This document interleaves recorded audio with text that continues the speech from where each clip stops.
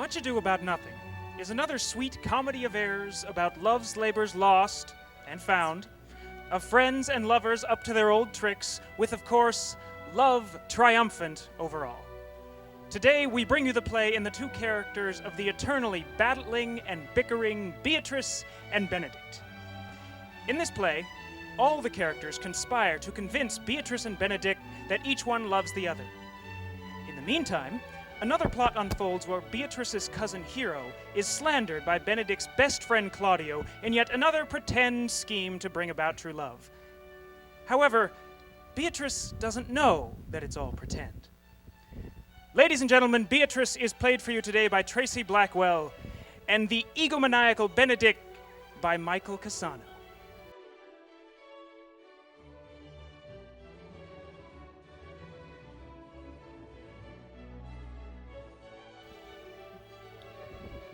I do much wonder how one man, seeing how much another man is a fool when he dedicates his behavior to love, will, after he has already laughed at such shallow folly in the other, become the argument of his own scorn by falling in love. Such a man is Claudio.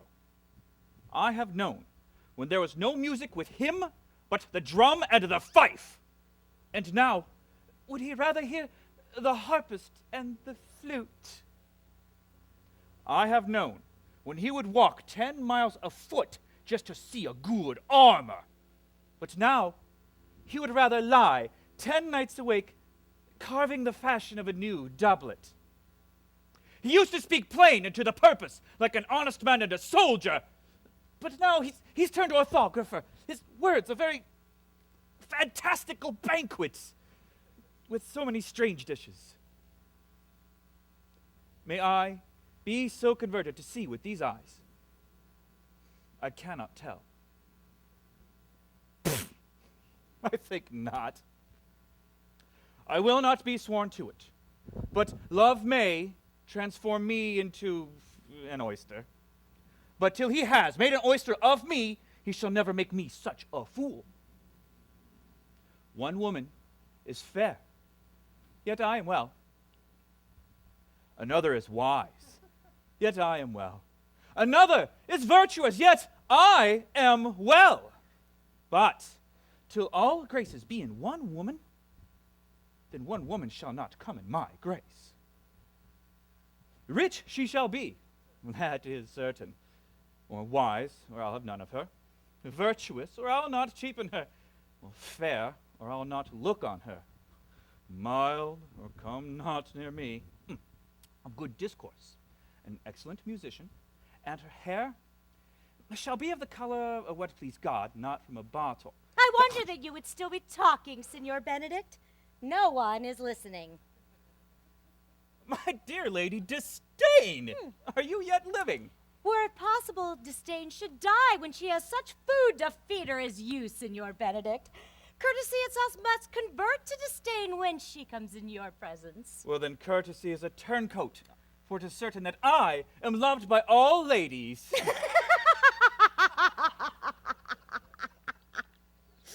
Only you accepted. Oh. But I would, could I find in my heart that I had not a hard heart, for truly I love none. Oh, a great happiness to women. They would else be troubled by a pernicious suitor. I thank God and my cold blood I am of your mind for that. I would rather hear my dog bark at a crow than hear a man swear he loves me. Oh, God, keep your ladyship still in that mind, lest some gentleman or other may escape a scratched face.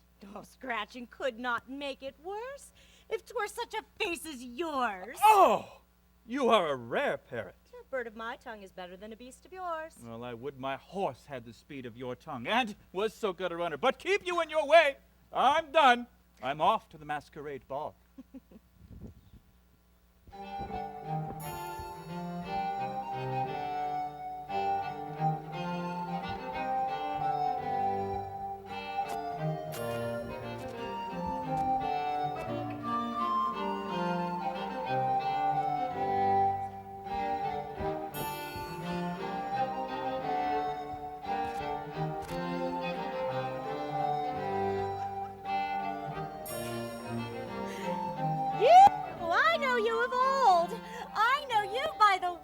above your head. You are the man Benedict. Oh, but to tell you true, I but imitate him. You could never do him so ill well unless you were the very man himself. Here's his dry hand, up and down. You are he, you are he. Oh, at a word, I am not. But you are the Lady Beatrice. Ah, do you think I do not recognize you by your excellent wit? Can virtue hide itself? Ah, go to, mum. You are she. And there's an end. Will you not tell me who told you so? No, and you will pardon me. Well, will you tell me who you are? Oh, not now. Oh, that I was disdainful. Well, that was Signor Benedict that said so. Who's he? I'm sure you know him well enough. Oh, not I swear. Did he never make you laugh? Oh, I pray, who is he? Why, he is the prince's jester. A very dull fool. His only gift is in devising impossible slanders. None but the libertines delight in them. And the commendation is not in his wit, but in his villainy. For he both delights men and angers them, and they laugh at him and beat him. When I know the gentleman, I shall tell him what you say. Oh, do. He'll but break a comparison or two on me, which, when not laughed at or marked by anyone, strikes him into melancholy. And there's a chicken wing saved, for the fool eat no supper that night.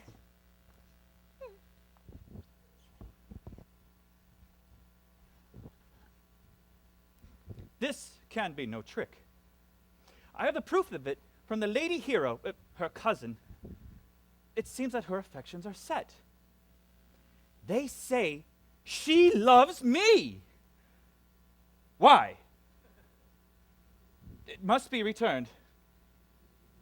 I hear how I am censured. They say that I will bear myself proudly if I perceive that any love comes from her. But they say, too, that she would rather die than show me any sign of affection. I did never think to marry. I must not seem proud, because happy are they that can hear their detractions and put them to mending. They say the lady is fair. 'Tis true, I can vouch for it. Oh, and virtuous. Well, I can't disprove that. And wise. Ooh, except for loving me. Well, since it is no addition to her wit, and no argument of her folly, therefore I will be horribly in love with her! Okay, I may have some odd quirks and remnants of wit broken on me because I have for so long railed against marriage. But does not the appetite alter? A man loves the meat in his youth that he cannot endure in his age. And shall these quips and sentences and paper bullets of the brain awe a man to the career of his humor? No! The world must be peopled. When I said that I would die a bachelor, I did not think that I would live till I were married. Oh, here comes Beatrice. Oh, by this day she is a fair lady.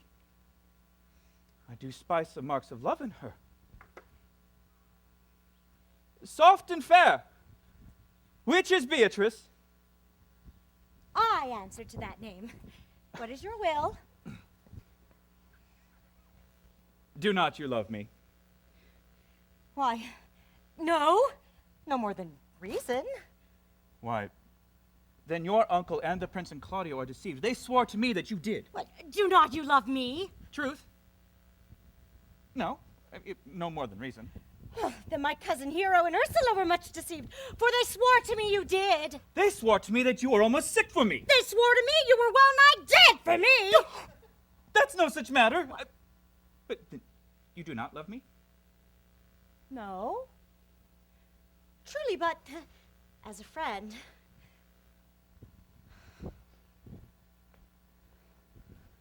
What fire is in mine ears? Can this be true? Stand I condemned for pride and scorn so much? Contempt, farewell, and maiden pride, adieu. No glory lives on the back of such. And Benedict, love on, I will return it, taming my wild heart to your loving hand. If you do love, my kindness shall incite you to bind our loves up in a wedding day. For others say you are deserving, and I believe it better than reportingly.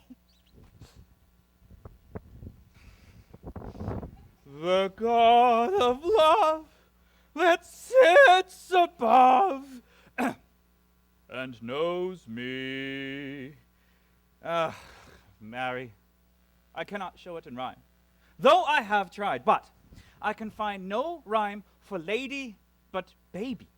It's an innocent rhyme. For horn, scorn, a hard rhyme. For school, fool, a babbling rhyme. Very ominous ending. No, I was not born under a rhyming planet, nor can I woo in festival terms. Against my will, I am sent to bid you come in to dinner. My fair Beatrice, I thank you for your pains. I took no more pains for those thanks than you take pains to thank me. If it were painful, I would not have come. Then you take pleasure in the message. Yea, just as much as you may take upon a knife's point. Senor, fare ye well.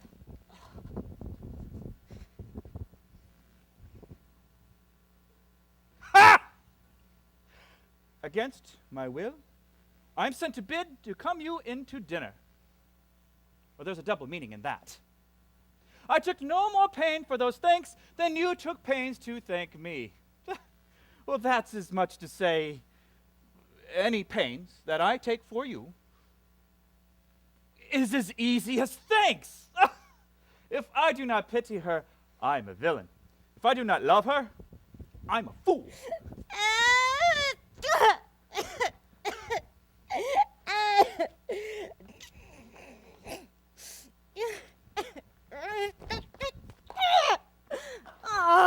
Oh, fair Beatrice! Have you wept this whole while? Yea, and I will weep a while longer. I would not desire that. You have no reason, I do it freely. I love nothing in this world so well as you. Isn't that strange? Strange a thing as I know not. It were possible for me to say I love nothing so well as you, but believe me not. Yet I lie not. I confess nothing, nor I deny nothing. No, I'm sorry for my cousin Hero. By my sword. Beatrice, you love me. Do not swear and eat your words. I will swear to it that you love me, and I will make him eat his words that says I love not you. Will you not eat your words? Oh, with no sauce that can be devised to it. I protest. I love you. I love you with so much of my heart that none is left to protest. Come, bid me do anything for you. You know your friend Claudio? Yes. Kill him. Kill Claudio. Oh. Not for the whole world. You kill me to deny it. Farewell. Oh, tarry, sweet Beatrice. No, I am gone, though I'm here. Nay, there is no love in you. I pray you let me go. Beatrice. In faith, I will go. We'll be friends first? You dare easier be friends with me than fight my enemy? Is Claudio your enemy? Why, he has slandered, scorned, dishonored my cousin Hero. Oh, that I were a man, and then with public accusation, uncovered slander, unmitigated rancor. Oh, God, that I was a man. I would eat his heart in the marketplace. Oh, hear me, Beatrice. Oh, sweet cousin Hero. She is slandered, she is scorned, she is undone. Beatrice. Oh, that I had any man that would be a friend for my sake. But manhood is melted into courtesies, valor into compliment, and men are only turned into tongues, and trim ones, too. He is now as valiant as Hercules, that only told a lie and swore by it. If I cannot be a man with wishing, then I will die a woman with grieving. Tell me, sweet Beatrice. By this hand, I love you. Use it for my love some other way than swearing by it. Think you in your soul that Claudio has wronged Hero? Yea, as sure as I have a thought and a soul. Enough. I am engaged. I will challenge him. I will kiss your hand and so leave you. And by this hand, Claudio shall render me a dear account. As you hear of me, think of me. Go, comfort your cousin. Oh, one thing more. Your uncle sends you this letter.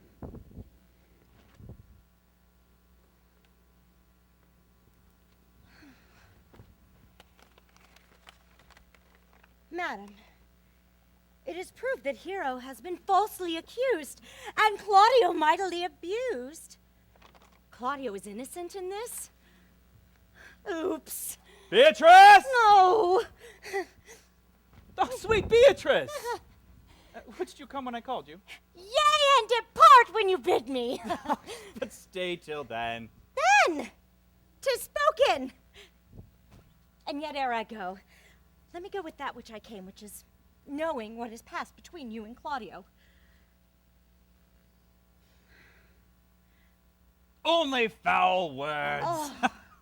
And thereupon I will kiss you. Oh, foul words is but foul wind, and foul wind is but foul breath, and foul breath is noxious.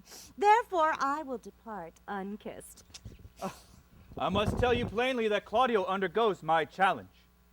Either I must hear from him shortly, or I will subscribe him a coward. Now, I pray you, tell me, for which of my bad parts did you first fall in love with me? For all of them together, which maintain so politic a state of evil, they will not allow one good part to intermingle with them. But tell me, for which of my good parts did you first suffer love for me? Suffer love? Ooh, a good epithet. I do suffer love because I love you against my will. In spite of your heart, I think. Alas, poor heart. If you spite it for my sake, I will spite it for yours, for I could never love that which my friend hates. Oh, you and I are too wise to woo peaceably. Wise? There's not a wise man in 20 who would praise himself. No. If a man does not build his own tomb in this age ere he dies, then he'll live no longer in monument than the bell tolls or the widow weeps. And how long is that, think you? About an hour in the ringing and a quarter in the tears. Therefore, it is most expedient for the wise, if his conscience find no impediment to the contrary, to be the trumpet of his own virtues, as I am to myself. So much for praising myself, who, I myself can be praiseworthy, am praiseworthy.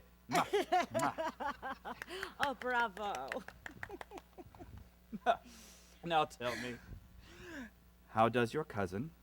Very ill. Oh, and how do you? Very ill, too. Serve God, love me, and mend. Will you hear some news, senor? I will live in your heart, die in your lap, and be buried in your eyes. And moreover, I will go with you to your uncle's. But no! What?